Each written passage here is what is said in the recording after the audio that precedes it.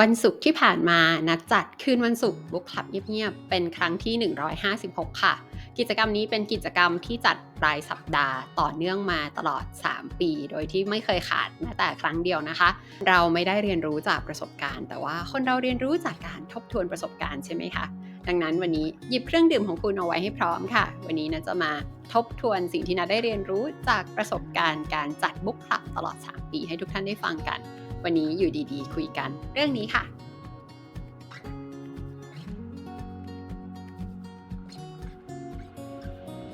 สวัสดีค่ะนัดอยู่ดีๆดูแลอารมณ์จัดการตัวเองในชีวิตประจำวันค่ะนี่เป็นแก้วที่ทำตอนที่ครบรอบการจัด100ครั้งนะคะเป็นเลข100ไม่ได้มีขายแต่ว่าทำเฉพาะในกลุ่มสมาชิกที่เป็นขาประจำของคืนวันศุกร์บุ๊กคลับเงียบๆค่ะรอบนี้ไม่ได้ทำนะคะรอครบ200ครั้งค่อยว่ากันใหม่อีกทีหนึ่ง เรื่องแรกที่นัทได้เรียนรู้นะคะก็คือเวลาที่เรามองเห็นพฤติกรรมแปลกๆของนักอ่านน่ะมันจะทำให้เรามองเห็นตัวเองชัดขึ้นค่ะคือจริงๆเนี่ยมันไม่ใช่เฉพาะสำหรับนักอ่านนะไม่ว่าความสนใจของคุณจะเป็นอะไรไม่ว่ามันจะเป็นสายแกดเจิตหรือว่าสายบิวตี้เวลามีคอลเลกชันออกใหม่หรือมีสินค้าอะไรออกใหม่คุณก็รู้หมดใช่ไหมคะคือคุณรู้ความเคลื่อนไหวในแวดวงของตัวเองคือซื้อไม่ซื้อเนี่ยอีกเรื่องแต่ว่าคุณรู้หมดใช่ไหมหรือว่าถ้าคุณเป็นกี๊กด้านประวัติศาสตร์ ในขณะที่ถ้าเป็นคนทั่วไปอ่ะเขาก็คือแบบถ่ายรูปสวยงามตามสถานที่ต่างๆที่ไปเที่ยวแต่ถ้าเป็นคุณก็คงจะแบบชื่นชมลวดลายอันงดงามบนกระเบื้องอ๋อนี่มันตรงกับสมัยที่ใครครองราชย์อยู่นะการค้าในยุคนั้นเป็นไงอ๋อฝรั่งเศสเอาเรือรบมาจอดที่ปากอ่าวแล้วภาพในหัวของคุณคือแบบใครกำลังรบกับใครอยู่อย่างเงี้ยนะคะคือชาวบ้านทั่วไปเขาไม่ได้มีภาพแบบนี้ไม่ได้มีพฤติกรรมแบบนี้เนาะ คือไม่ว่าความสนใจของเราจะเป็นยังไงเนี่ยมันก็จะมีคนอีกมากมายข้างนอกนั่นที่เขาก็มีความสนใจเรื่องเดียวกันกับคุณนะคะแล้วเวลาที่เราได้เจอกับคนที่มีความสนใจตรงกันกับเราแล้วเราเห็นพฤติกรรมแปลกๆเหล่านี้ของเขาแล้วเนี่ยมันก็จะทำให้เราย้อนมองดูตัวเองได้เห็นชัดขึ้นว่านั่นสิแล้วฉันคิดยังไงฉันมีพฤติกรรมยังไงบ้างกับสิ่งนี้นะ เช่นพฤติกรรมพื้นฐานของนักอ่านคือกอของดองค่ะเมื่อก่อนนะนัดเป็นคนไม่คิดมากเรื่องซื้อหนังสือหรอกนะคะซื้อก็คือซื้อแต่ว่าพอเจอคนที่มีนิสัยก่อกองดองแบบอาการหนักกว่าตัวเรามากเข้าคือเวลาซื้อหนังสือซื้อทีละหนึ่งตั้งเขาก็จะขำตัวเองคือมันก็ขำอะนะเพราะว่าซื้อมาก็ไม่มีที่เก็บซื้อมาก็ไม่มีเวลาอ่านหรอกแต่ว่าก็ยังคงทำเหมือนเดิมต่อไปนะคะ เวลาเราเห็นคนเป็นแบบเนี้ยมากเข้ามันก็เลยทำให้เราอะเกิดการหยุดแล้วก็ย้อนมองดูว่าเอ๊ะ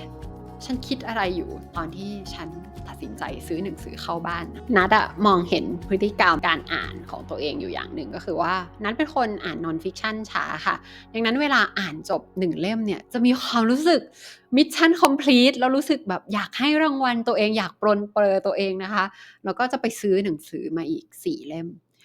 อ่านจบ1ซื้อเพิ่ม4อะมันเป็นอัตราส่วนที่เราไม่มีทางอ่านหนังสือในบ้านเราหมดได้เลยนะคะแล้วนัดไม่ได้มองว่ากองดองเป็นของสะสมที่ทำให้ชั้นหนังสือของเราดูสวยงามนัดมองว่ากองดองเป็นความเครียดเป็นการสร้างความกดดันให้ตัวเองนะคะนัดไม่ได้มองว่ากองดองเป็นสิ่งเฮลตี้กับตัวเองเลย ดังนั้นก็เลยเปลี่ยนวิธีคิดใหม่ค่ะไม่สามารถปล่อยให้การซื้อหนังสือเป็นเรื่องทำตามอารมณ์ได้อีกแล้วนะคะนัดก็เลยจัดหมวดค่ะว่าหนังสือที่เราอยากได้เนี่ยมันตกอยู่ในกลุ่มไหนระหว่าง good to read great to read แล้วก็ great to read now นะคะถ้าเป็น great to read now เนี่ยก็ซื้อเลยไม่ต้องคิดมากนะคะแล้วก็จะอ่านในเร็วๆนี้ระยะนี้เลยนะคะแต่แน่นอนว่าบางเล่มมันก็พลาดแหละแต่ก็ ช่วยลดหนังสือที่จะมาค้างเติ่งอยู่ที่บ้านนัดอะได้เยอะมากแล้วนะคะถ้าเป็น Good to Read คือไม่ซื้อเลยส่วน Great to Read เนี่ยคือยังรอได้ค่ะถัดมาสิ่งที่นัดได้เจอก็คือเรื่องความเหงาของนักอ่านนะคะนักอ่านที่นัดได้เจอเนี่ยเราค้นพบว่าที่โรงเรียนหรือว่าที่ทำงานของพวกเขาอะไม่มีใครอ่านหนังสือเลยค่ะคือจริงๆมันก็มีข้อเท็จจริงบางอย่างที่เราต้องยอมรับนะคะว่า การอ่านไม่ใช่วัฒนธรรมไทยอะค่ะการอ่านไม่ได้เป็นวัฒนธรรมกระแสหลักของประเทศเรานะคะคือเราไม่สามารถเอาตัวเองไปเปรียบเทียบกับจีนญี่ปุ่นหรืออินเดียได้นะ อันนั้นเขาเป็นแหล่งอารยธรรมของโลกเขามีรากทางวัฒนธรรมทางการอ่านการเขียนกันมาว่ากันเป็นพันๆปีในขณะที่คุณลองไปย้อนดูก็ได้โรงเรียนประถมที่เก่าแก่ที่สุดในจังหวัดของคุณอายุเท่าไหร่ถ้าคนไทยส่วนใหญ่จะไม่อ่านหนังสือเนี่ยนัดเข้าใจได้นะเพราะว่าการอ่านไม่ใช่วัฒนธรรมของคนไทยจริงๆอะค่ะทีนี้พอเราเป็นคนส่วนน้อยในสังคมแล้วเราจะไปหาใครที่เขาอ่านหนังสือแบบเดียวกันกับเราได้ที่ไหนใช่ไหมถ้าเกิดเป็นสมัยที่เรียนมหาลัยเนี่ยจริงๆก็ยังมีโอกาสพบเจอผู้คนได้เยอะนะคะทั้งคนในคณะคนนอกคณะเพื่อนในหอพักแล้วเราก็ยังมีรุ่นพี่แล้วก็รุ่นน้องอีกโอกาสที่จะได้เจอผู้คนเนี่ยเราเยอะมากตอนนั้นดังนั้นก็มีโอกาสที่จะเจอคนที่ชอบอ่านอะไรแบบเดียวกันกับเราแต่ว่าพอเราทำงานแล้วออฟฟิศของเรามีคนอยู่เท่านี้20 30 100คนหรือว่าถ้าคุณทำงานในโรงงานมีคนอยู่ 1,000 คนอย่างเงี้ยโอกาสที่จะเจอคนที่ชอบอ่านแบบเดียวกันกับเราหรือว่าสไตล์เดียวกันกับเรามันน้อยมากเลยนะคะเว้นแต่ว่าถ้าคุณทำงานสำนักพิมพ์หรือว่าทำงานร้านหนังสือถ้านอกเหนือจากงาน2ที่นี้แล้วสำหรับที่อื่นโอกาสที่จะเจอคนที่อ่านอะไรตรงกันกับเรามันน้อยมากๆเลยค่ะพอนักอ่านเนี่ยเป็นแบบนี้แล้วมันก็เลยเกิดความเหงาของนักอ่านขึ้นมามันก็จะมีความเจ็บปวดบางอย่างที่เป็นกันเฉพาะในหมู่นักอ่านมันก็อธิบายให้คนไม่อ่านหนังสือไม่ได้เพราะว่าเขาไม่เข้าใจก็เขาไม่อ่านหนังสือนะพอคนแบบเนี้ยได้มาเจอคืนวันศุกร์บุ๊คคลับเงียบๆเขาก็ค้นพบว่าโอ้มันเป็นพื้นที่ที่รับฟังสิ่งที่เขาพูดแต่ขณะเดียวกันมันก็ทำให้เขามีโอกาสได้รับฟังเรื่องราวของนักอ่านคนอื่นๆด้วยเช่นกันคือคนที่มาที่เนี่ยก็มีทั้งขาประจำแล้วก็ขาจรนั่นแหละค่ะคือคนที่เป็นขาจรเนี่ยเขามาแล้วก็ไปแต่ว่าคนที่เป็นขาประจำเนี่ยนัดคิดว่าเขาสัมผัสได้นะว่าที่เนี่ยเป็นพื้นที่ปลอดภัยเป็นพื้นที่ที่เขาสามารถเป็นตัวของเขาเองได้อย่างสบายใจแล้วทุกคนก็มาอ่านหนังสือด้วยกันเรื่องที่3ที่นัทได้เรียนรู้เป็นหนึ่งในบทเรียนสำคัญที่สุดของชีวิตนัทเลยนะคะนั่นก็คือให้ชัดเจนว่าตัวเองต้องการอะไรแล้วเดี๋ยววิธีการจะตามมาเองค่ะอันนี้เป็นเรื่องตอนที่เพิ่งเริ่มก่อตั้งคืนวันศุกร์บุ๊คคลับเงียบๆเลยนะคะนั่นก็คือวันจันทร์นัทคิดขึ้นมาแค่ว่ามันคงสนุกดีเนาะถ้าเกิดเรามีบุ๊คคลับก็เลยโพสต์ลงไปใน Facebook ว่าถ้านัดจัดบุ๊คคลับอยากจะมาร่วมสนุกด้วยกันไหมคะแล้ววันพุธนัดก็ประกาศออกไปเลยว่ากำหนดการกิจกรรมเราจะมียังไงบ้างแล้วก็จะจัดขึ้นโดยการใช้ซูมวันศุกร์นี้เลยก็คือคิดวันจันทร์ประกาศวันพุธแล้วก็วันศุกร์เนี่ยจัดเลยแต่ว่าระหว่างนั้นนัดเป็นคนโลเทคมากนะคะไม่ใช้อะไรไม่เป็นเลยเรายังไม่ได้มีความจำเป็นต้องใช้ซูมในชีวิตประจำวันนึกออกปะก็หัดใช้ซูมวันพฤหัสแล้วก็วันศุกร์ก็จัดจริงค่ะนัดไม่เคยรู้หรอกนะว่าบุ๊คคลับคืออะไรแล้วก็ไม่ได้สนใจด้วยว่าบุ๊คคลับคืออะไรมันจะต้องมีแบบไหนนัดรู้แค่ว่าเราอยากให้มันเป็นยังไงแล้วเราก็จัดเลยไม่รู้วิธีจริงๆไม่รู้เทคโนโลยีที่จะทำให้สิ่งเหล่านี้เกิดขึ้นเลยจริงๆแต่ว่าเพราะเราชัดเจนว่าเราอยากได้อะไรบ้างและเราไม่อยากเห็นอะไรบ้างในบุ๊คคลับนี้แล้วมันก็เลยเกิดขึ้นนะคะกิจกรรมกำหนดการแบบที่ทำในวันแรกทุกวันนี้ก็ยังทำเหมือนเดิมมา3 ปีแล้วนะคะนั่นแหละเพราะว่าปัญหาของ perfectionist เนี่ยก็คือคิดมากทั้งวางแผนแล้วสุดท้ายมันจะทำให้ไม่ได้ทำอะไรสักอย่างแล้วงานก็จะไม่เสร็จนะคะการจัดบุ๊คคลับเนี่ยก็เลยเหมือนเป็นทั้งครูสอนนัดเองให้บทเรียนที่สำคัญมากว่าบางทีเธอก็ไม่ต้องคิดมากขนาดนั้นก็ได้นะในความเรียบง่ายนั้นมันก็ชัดเจนในตัวมันเองพอเราชัดเจนแล้ววิธีการมันจะตามมาจริงๆค่ะแล้วก็ต่อเนื่องกันเลยกับเรื่องที่4ค่ะนั่นก็คือเราไม่จำเป็นต้องทำตามแบบคนอื่นนะคะคือตอนที่นัดเริ่มเนี่ยก็อย่างที่บอกไปว่านัดไม่รู้ด้วยซ้ำว่าบุ๊คคลับมันคืออะไรนะคะมีกิจกรรมอะไรในบุ๊คคลับบ้างประเทศนี้ไม่ได้มีวัฒนธรรมการจัดบุ๊คคลับอยู่แล้วและนัดก็ไม่ได้ไปศึกษาหรอกนะว่าต่างชาติเนี่ยเขาจัดบุ๊คคลับกันยังไงนะคะ แต่นัดรู้ไงว่ามันมีสิ่งที่เรียกว่าเสวนาวิชาการเกี่ยวกับหนังสือซึ่งนั่นคือสิ่งที่เราไม่อยากเห็นในบุ๊กคลับนี้นะคะไม่อยากได้ให้เป็นอย่างนั้นนะคะแต่ว่านัดเคยร่วม study group อยู่กลุ่มหนึ่งซึ่งนัดชอบมากนัดอยู่กับกลุ่มเนี้ยตลอดปีแล้วเราก็ชอบวิธีการจัดกิจกรรมอย่างนี้ของเขาแล้วเราอยากหยิบมาประยุกต์ใช้กับบุ๊กคลับตรงนี้บ้างนะคะก็เลยทำให้เกิดเป็นกิจกรรมที่ไม่เหมือนคนอื่นเลยกลายเป็นซิกเนเจอร์ของคืนวันศุกร์บุ๊กคลับเงียบๆเพราะว่าเราจะได้มานั่งอ่านหนังสือเงียบๆด้วยกัน1ชั่วโมงเต็มแล้วค่อยเริ่มพูดคุยค่ะซึ่งมันเงียบสมชื่อคืนวันศุกร์บุ๊กคลับเงียบๆจริงๆหลายๆคนที่มาเป็นครั้งแรกเนี่ยถึงกับเซอร์ไพรส์นะว่า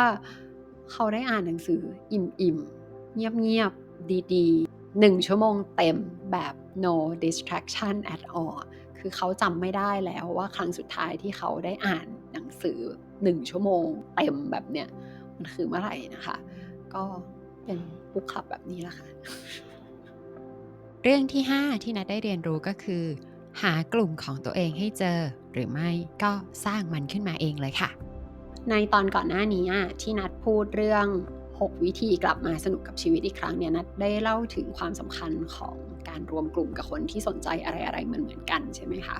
เราทุกวันนี้ถ้าจะเจอคนที่ชอบอะไรเหมือนกันกับเราจะเจอได้ที่ไหนเราก็เจอได้ตามพันทิปในแฟนเพจใน Facebook Group หรือว่าเราก็คงจะต้องไปเวิร์กช็อปไปทัวร์เฉพาะกลุ่มหรือว่าไปเอาท์ติ้งต่างๆนะคะถึงจะได้เจอคนที่สนใจอะไรๆเหมือนกันตัวนัดเองก็ไม่ได้คาดคิดหรอกนะว่าวันหนึ่งตัวเองจะเปิดบุ๊กคลับแต่ถ้าเกิดหากลุ่มของตัวเองไม่เจอจริงๆแล้วก็คุณสร้างมันขึ้นมาก็ได้วิธีแบบนี้ก็มีอยู่นะคะ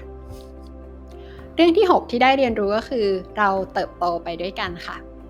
เวลาพูดถึงชุมชนหรือว่าคอมมูนิตี้เนี่ยเวลาก่อนที่เราจะตัดสินใจเข้าไปร่วมเป็นส่วนหนึ่งของชุมชนนั้นเนี่ยเราก็จะถามตัวเองใช่ไหมคะว่าฉันจะได้อะไรจากการไปจอยกลุ่มนี้บ้างนะคือนัดคิดว่าคนที่เป็นขาประจำของคืนวันศุกร์บุ๊กคลับเงียบๆตอนแรกๆที่เขามาเขาก็คงจะคิดแบบนั้นเหมือนกันก็คือฉันจะได้อะไรกลับไปบ้างนะแต่ว่าเหตุผลที่ทำให้เขายังอยู่ต่อเนี่ย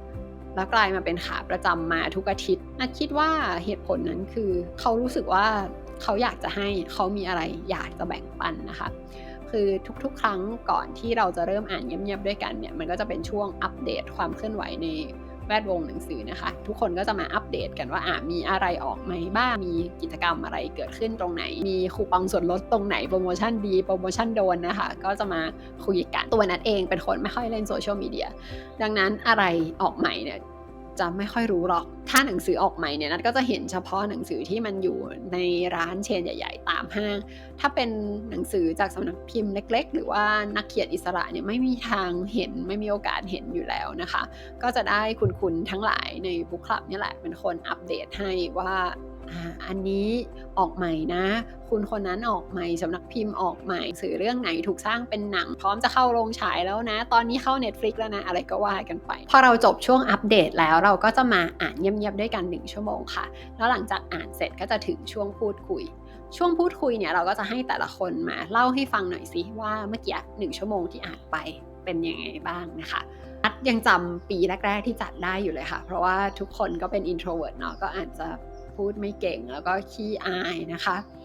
แต่ว่าคุณลองสังเกตตัวกิจกรรมนี้ดีๆสิคะว่ามันคืออะไรมันคือการอ่านจับใจความ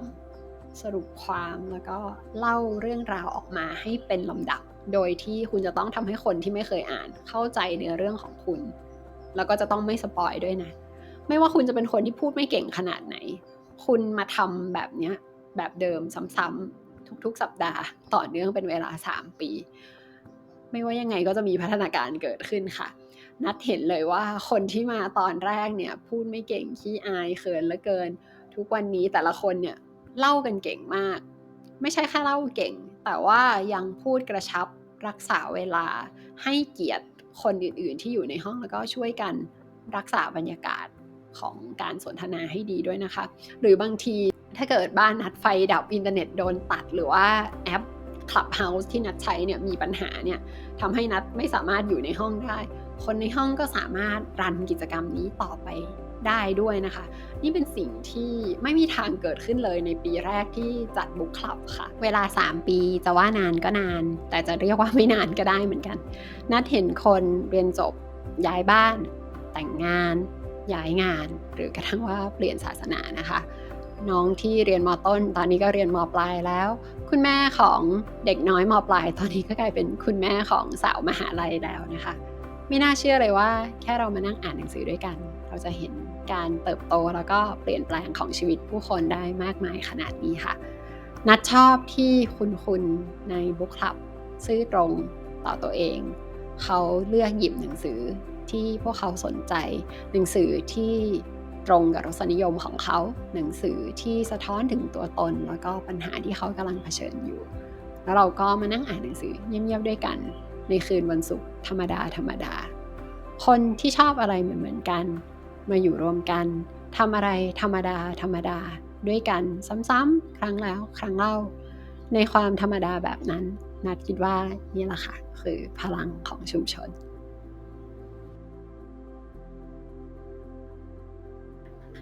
ก็นี่แหละค่ะทุกท่านสิ่งที่นัดได้เรียนรู้ตลอดระยะเวลาการจัดบุ๊กคลับในช่วง3 ปีทั้งหมด156 ครั้งนะคะนัดมองว่าการจัดคืนวันศุกร์บุ๊กคลับเงียบๆเนี่ยเป็นงานที่มีคุณค่าแล้วก็มันเป็นการรับใช้ชนิดหนึ่งซึ่งนัดชอบมากเพราะว่ามันไม่ต้องใช้พลังงานชีวิตนัดมากมายนะคะก็ขอเรียนเชิญนะคะถ้าใครเป็นคนชอบอ่านหนังสืออ่านได้ทั้งฟิกชันแล้วก็นอนฟิกชันแล้วก็ชอบ pop culture เนี่ยคืนวันศุกร์บุ๊กคลับเงียบๆเนี่ยเป็นห้องที่เหมาะกับคุณมากๆเลยค่ะถ้าเกิดใครว่างก็จัดทุกคืนวันศุกร์เวลา1 ทุ่มที่ Clubhouse หยิบ1 เล่มจากกองดองแล้วมาอ่านหนังสือไปด้วยกันค่ะขอบคุณที่ใช้เวลาอยู่ด้วยกันขอบคุณที่ติดตามรับชมอยู่ดีๆ Live Well อย่าลืมว่าคนสร้างสรรค์ใช้ชีวิตสร้างสรรค์ดูแลตัวเองทุกท่านสวัสดีค่ะ